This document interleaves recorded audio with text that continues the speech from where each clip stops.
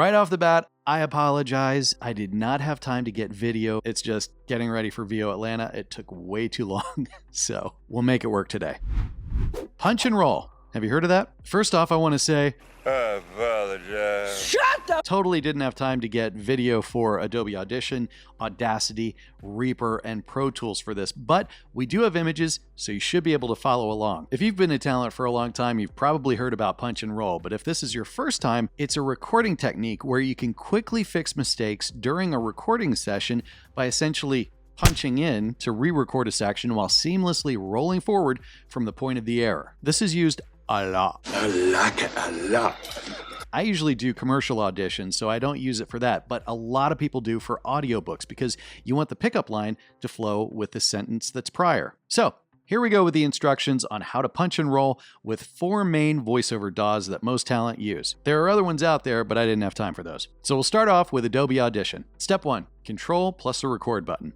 When you click the Control button and the red record button, a drop-down menu will appear with these options: Instant Record Mode, Punch and Roll Mode, Time Record Mode, and then a couple others under that. Step 2, choose Punch and Roll Mode. The red record button will now look like this. Step 3, move the playhead, the red line with the blue arrow at the top, to the beginning of the line that you messed up. Step 4, push the record button. It'll play a few seconds of your previously recorded voiceover, then begin recording your replacement voiceover. Easy peasy. Next up, Audacity. Instructions for this, courtesy of Larry Hudson. And if you haven't checked out his Adobe Audition or Audacity class, we have one starting soon and I'll link it in the notes. Punch and roll gives the performer a 5-second pre-roll by default before it starts recording. Now the length can be altered in preferences, then to recording, punch and roll recording, and then pre-roll. The pre-roll allows the performer to hear the lines and speak with them on the pre-roll to get into the same style so they can continue performing the script without hearing a big difference from what was previously recorded. Here's a quick note: even though it is called punch and roll, what it's actually doing is rolling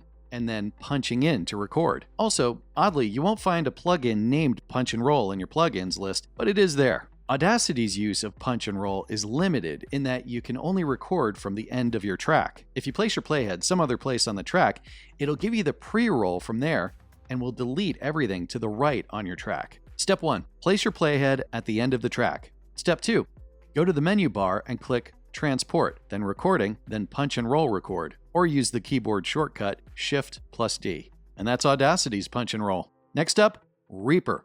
Instructions provided by CURT, who leads our audiobook narration virtual class. It's linked below if you want to check that out. It's a great 5-week class. CURT says there are 2 record modes that you can choose from: Normal and Time Selection Auto Punch. Time Selection Auto Punch allows you to set a time selection and only record over the area of the time selection. This will cover Normal mode, which allows you to punch in anywhere you set the playback cursor and stops when you stop recording with a predefined amount of rollback before recording begins. Step 1, go to the Options menu and choose Record Mode Normal.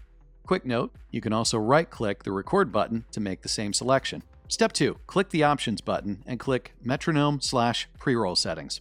Step 3, at the bottom of the Metronome Settings dialog box are the pre-roll settings. Uncheck everything except pre-roll before recording. In the text box for pre-roll measures, set the number of measures you would like it to roll back and play before the playback cursor. Another quick note, the actual amount of time it rolls back will depend on your project BPM and time signature settings. And this can be found under the File menu, then go to Project Settings, or Alt-Enter. If you set your project BPM to 240 and time signature to 44, each measure will be 1 second long.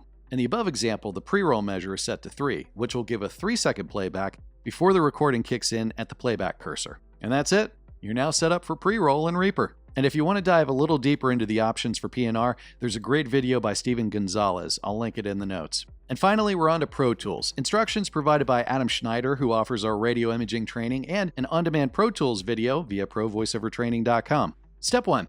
Highlight the region you want to re-record your voiceover, which should be between 2 pieces on your waveform. Step 2. Open the transport window. Step 3. Click Pre-roll so it lights up. You can also click Post-roll too if you want to hear it after you punch in your VO. Step 4. Manually type in the amount of time you want for the pre-roll and/or post-roll. Another option is to drag the yellow flags to where you want to start the pre-roll. Step 5. Record enable your track. Step 6. Begin recording. Pro Tools will begin from where you set the pre-roll marker, the yellow flag, playing the pre-roll, and then we'll start recording in the gap. You'll see 2 red half-down arrows. This marks the beginning and end of the region your punch-in recording will happen. So there you go. Punch and roll in Adobe Audition, Audacity, Reaper, and Pro Tools. I have links to each of the coaches and their classes in the notes if that's of interest to you. And that would be Larry Hudson. He'll help you become a superstar and super confident in Adobe Audition and Audacity. Adam Schneider, he'll help you with what you need in Pro Tools, and that video is at provoiceovertraining.com. And then CURT will help you in audiobooks and also help you out with Reaper within the class. Remember, workflow is a thing, especially the more busy you become in your voiceover business. So find and utilize tools that'll help make it easier for you and your workflow. You'll thank yourself in the long run. And again, this is where I remind you, you're running a voiceover business. It's not only about your voice, so think outside the box. 2 weeks from now, it's all about embarrassing voiceover stories, not only from me and Heidi, but from some of our instructors and engineers. But a week from now, how you can ease your nerves in a booked session if that's something that bothers you, or actually that's applicable to wherever you have any nervousness. How to avoid the trap of comparing yourself to other talent. Ooh, does that hit home? What about abundance mentality versus scarcity mentality? That not only affects voiceover talent, but everyone. So that podcast is going to have so many helpful benefits that you may feel a new lease on life afterwards. And if not, and you need to talk to somebody, well, we've got great counselors who Heidi and I go to, and we can pass that on to you. But no matter what, our mission is to equip, elevate, and inspire you in your voiceover journey, giving you the resources you need to create the voiceover career you want. Cheers to you and your success.